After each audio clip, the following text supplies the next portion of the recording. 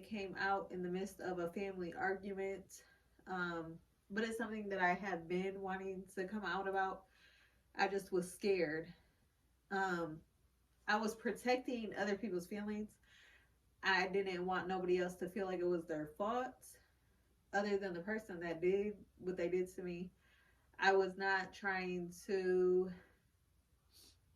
I didn't want nobody to think that I was lying. I didn't think that anybody. I when I thought about coming out, I thought about coming out the way I came out, exposing him on the internet. Um, but the way it came out, it was wrong. But it's my story. Can't nobody tell me how to tell my story. I'm not ashamed of what happened to me. Like I said before, like I stated before, I was trying to protect other people's feelings, stuff like that, not thinking about my own. Um, my daughter just turned 6 in January, my oldest daughter, Jordan. And that's what age I was when I was touched.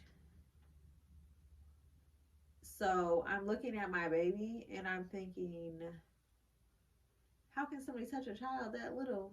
She's she's so innocent. She don't know nothing about anything that pertains to sex, period. I don't like my kids to watch crazy music videos, like I try to protect them as much as I can. My kids don't go pretty much anywhere besides my parents' house, and really that's it. Um so I never told my parents until when everything came out, and I told them in the wrong way out of anger, for somebody else. But it was not nobody's fault except for the person that did what he did to me. So that's why I wanted to start my nonprofit, because I know how it felt to feel like, well, if I say something, they might think I'm lying. If I say something, they might think that I just want attention. Um, Not only I combined the sexual assault awareness with the domestic awareness, because that's something that I went through as well. I went through it for a long time, to the point where I was having memory loss. Like sometimes I can't even recall some of the things that I've been through until somebody else brings it up to me and tells me, "Well, remember when this happened?" And da, da, da. Then like after they tell me, I can remember it. So I just didn't want nobody to feel like they were alone no more, or feel like they're ashamed of what they went through, like it was their fault, or trying to protect someone else's feelings because of what somebody else did to them.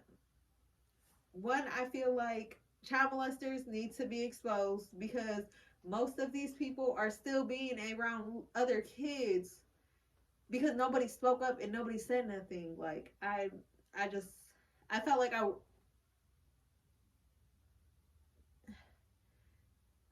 just didn't want that to happen to anybody else's kids. Like I see the person that did something to me and he's around other people's kids, and it's like it was tearing me up. So then I have many, many, many women coming to me and they're telling me, well, this happened to me when I was little, and or even I have grown women that have been sexually assaulted as an adult, and they still have not told nobody except for me, or maybe one other person sometimes.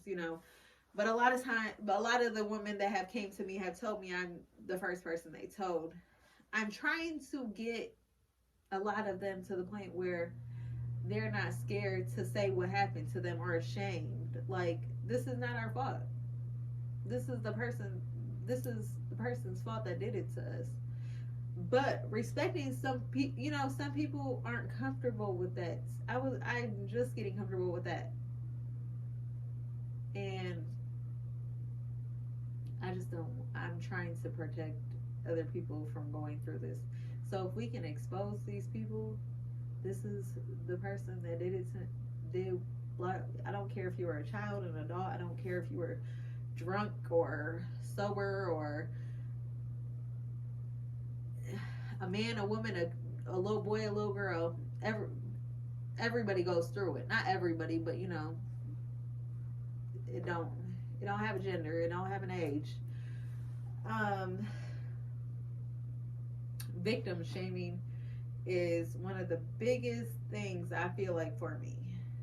Man, like, how can somebody come out and say what happened to them, and everybody looks at that person like it's their fault, except for the person. It's not the person that did it to them. It's not their fault. It's the person that came out and said something.